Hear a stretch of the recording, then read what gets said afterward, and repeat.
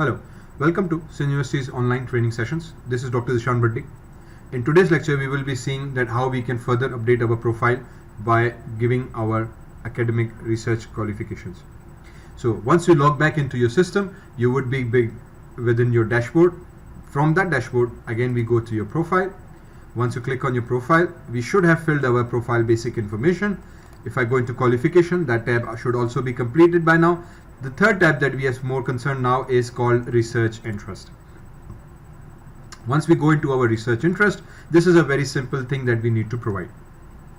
In this way, if once you log in, by default this should be empty for you. I have already filled in the information. So what you need to do is just click on add button. As soon as you add the button, a field of interest pops up. Select your field of interest. For example, you are giving your skills or research interest. If in other words, what my current research interests are. So I click on research interest and I type the particular field in. In my case, for example, I would say 3D animation, and then I click save. Successfully added. A message will pop up indicating that your operation was successful, and now you would find the 3D animation is there. If you find that you have misentered any particular field, you are easily able to delete it as well, which you can later on add. Similarly, skill set basically indicates your additional skill level, or your expertise in certain field or topics or tool, in other words. So again we click on add. Here we would find skill, and then you can add any other skills here. In my case, I have already added few things, or I can add that I am more expert in, for example, softwares like Mendeley. Today we are working on. Okay, and then I click on save. Successfully added. Message indicates the operation was successful, and you will find these options are already added here. Again, from within the skill set, if you don't find that any option that you have entered is correct, you would be able to delete it very easily as well.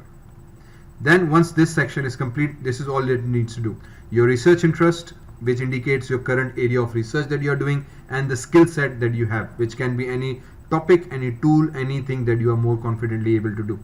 Okay, then we go on to save and next. Once you do that, we come to the third page called publications. Now this is the quite important page where each faculty member is required to give their complete publication record, from articles that they have published, which basically means journal articles, to your books that they have published, the book section chapters that they have published, or any articles that they published in a conference proceedings. Along with that, there can be any symposiums or any other where they want to enter, which can go on under the miscellaneous things. How do we enter the record in, or how do we enter our publication record? Again, simply click on this add button. If you are here for the first time, you would find all these tables are blank, then nothing is there. You can populate them again by clicking on this add button. As soon as you click the add button, the add options appear. Here, first choose which category of data you want to enter, whether you want to enter a journal article, a book section, proceedings, or any other miscellaneous data that you want to enter. In our case, we start with article. As soon as you click on article, certain fields would pop up. Here, specify the title of your article. For example, this is my test article. Your journal name in which it was published, for example, Sindh University. Sindh University Research Journal. Publication date, again same calendar menu appears that we have used previously. So select a calendar, clicking on by year first. It should give us the year collage. Select the year in which the article was published, then the month, then the date. Okay, and it should give us the date. Authors, again give the names of the authors. Now a quick way of entering this data again is if you have already created your Google Scholar profile. So for example, if you go onto your Google and type in scholar.google, here you can see that on the Google Scholar page there is something called My Profile. If you click on My Profile, it will take you to your user profile. If you don't have a user profile, it will automatically take you to a form where you can give in your data and you can copy and paste and then you can create your user profile there. Once a user profile is created, your articles that are recognized at least by the Google Scholar would be listed on this profile. Once you are here, you can very easily copy and paste any article data that is published under your name.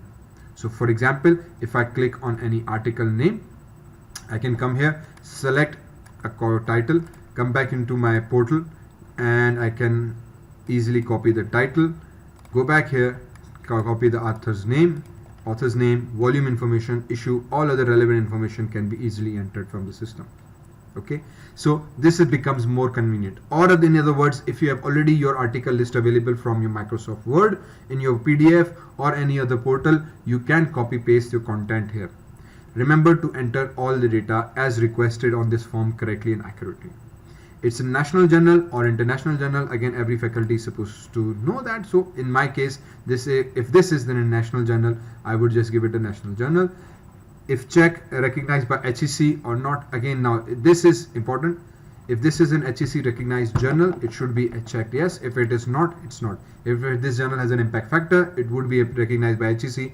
This should be checked. If it is not, leave that blank. Similarly, if ISSN is available, give that. If any web link of that article is given, give that. These fields are not mandatory, but they are requested that you do provide for a future reference so that these data can be used easily. Similarly, DOI and number of pages. Again, this information is not mandatory, but again requested that if you have that information, kindly give that as. Once you click on save, that article information will now be entered in the system. If the certain information is not given, it will automatically left blank. You don't have to worry about that. If you entered an article incorrectly, you can delete it and re-enter the correct information later on. Similarly, you can enter the books or any other article data information. If you choose book, the form would be a little bit different. In this case, book would require a book title, the name of publisher, the date it was published, authors that were involved in the book, the country from which the book was published, and possible URL. Again, this is not mandatory, but it is good if you provide the URL. Also do check if that book is under HEC recognition category or not. For that, refer to HEC website for book recognized under HEC already. Then third section, book sections. Again, similarly, if you click on that, few other options appear that we need to fill it in. If you go on to proceedings, this basically means the articles that are published in conference proceedings. Since HEC directly doesn't recognize all the articles that are published by conference or in a conference proceedings, that was why this data is requested to be given separately. In this, again, the title of article, the conference publication, the date of publications, and other basic relevant information that we can provide for the conference. Same data can be easily obtained from all other websites. So in my case, if I search for a conference paper, in this case is this one. So from your Google Scholar profile or if you have already this list available on your website, you can use that. So in this case, if I select conference proceedings, I give the title of the proceedings, conference name. If I come here, this is the conference name. So I select that, conference date. The date, if I remember correctly, was in 2013. So if I come back into year, so I click on the year first, so it will give me a year collage. I can use this arrows to easily come back into selecting more years. 2013, this was in September something or around 14th, if I remember it correctly. Just verify your date and enter that date here. Authors in this particular conference, again, if I come back here, I select different author's name, paste it here. Country was Malaysia, so I just give it here Malaysia. Okay, that should be done. If URL is available for that conference paper, that can be given. In my case, I have a DOI number which I can copy and come here and enter that as well, which can be referred to for my conference paper. Or you can enter the URL or any other referencing IEEE number that is available for that conference can be entered inside this link. Finally, if it is recognized by HEC, again, as far as my understanding, most of the conferences are not recognized by HEC, so I will just leave it blank, click on save. Once you do that, successfully added should be appear, and then if you scroll down into your conference proceedings, that conference proceeding should now be in your paper. Okay, this is how simply it is. Obviously, it is little long process, tiresome if you have lots of publications, but we need that. Again, this publication is important because this data will now be shared with HEC and with other organizations for ensuring that university indexing is promoted and university gets a good research indexing number. Similarly, if I go into conferences tab, this tab again hosts some information regarding your conference activities, like attending conferences, like attending workshops, symposiums, or seminars. any other information that you can attend. So you can add a conference name, the title, maybe you have given a keynote speech, maybe you have attended a conference paper or a session or a seminar or a workshop. That details needed to be entered here. So conference names, titles, name of that country where that conference was held, city, contribution as a contribution or a participant. So you participated there, just visited that conference, or you actually had a contribution. So if you click here, enter the date and click on save.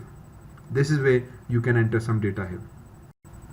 Okay, so in our case, what I will do is that we will give it some information. For example, if I open this up, it was ICOMET 2019, so I can give it ICOMET 2020, and the title was this, and I copy pasted it. Country Pakistan, city was SU New Sakkar, Old Sakkar, I have no idea. Let's just go for Sakkar, I guess. Contribution as a contributor, and I had a keynote speech, so I just gave that information.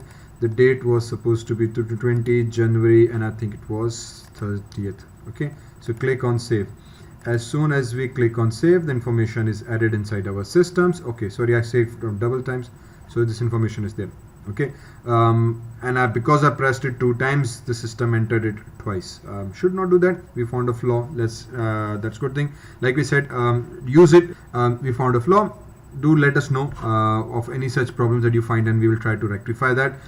In our case, okay, so we have 2 things now. We don't want one, so just click on delete. Yes, and it will delete our record. The data deleted successfully. Click OK. Now it's okay. So back to normal. Okay, so this is the conferences tab. Next, we have on other topics as well from research projects and supervision, which we'll talk about in next session. This is Dr. Ishan Bhatti from University of St. Jamshoro. Again, if you have any problems, confusions, do let us know. We will try to facilitate. Email us or leave your comments behind so that we can help you in order to ensure that all your data is entered correctly. If you have any suggestions in the system, also let us know by email, and we will try to incorporate that. Thank you very much for watching.